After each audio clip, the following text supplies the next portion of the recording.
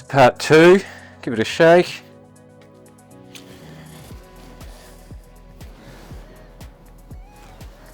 Same again, but this time I'm going to put it on the microfiber and then rub it in, lather it into the microfiber cloth, so you've got plenty on there.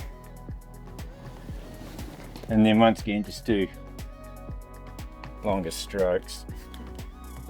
So with the Captain Clear's protective polish, it's got the hydrophobic properties in it, and so what that does is that when you're out in the ocean, the salt water hits the clears and the hydrophobic polish that's in it repels the salt water off your clears, and which in turn gives you a bit of visibility when you're out there in the high seas.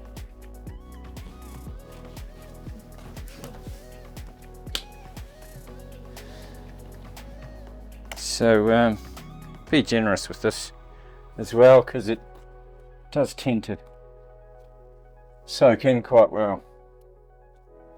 Yeah, with this protective one, this is with Captain Clear's, it's not so much as a restorer, but more of a protectant, and you will get long-lasting longevity out of it.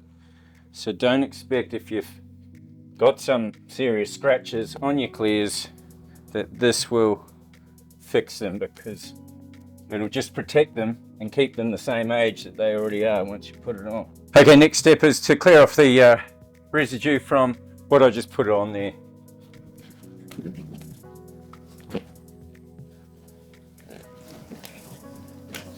And you can really get into it this time, because you don't want any streaks or anything,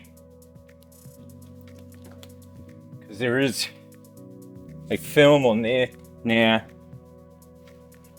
You just want to get it right into the clears, and you get them nice and shiny. Definitely do this in the shade. Don't let it set for too long, otherwise it will cake and it will be a lot harder. We've done this process on this side, repeat it on the other side.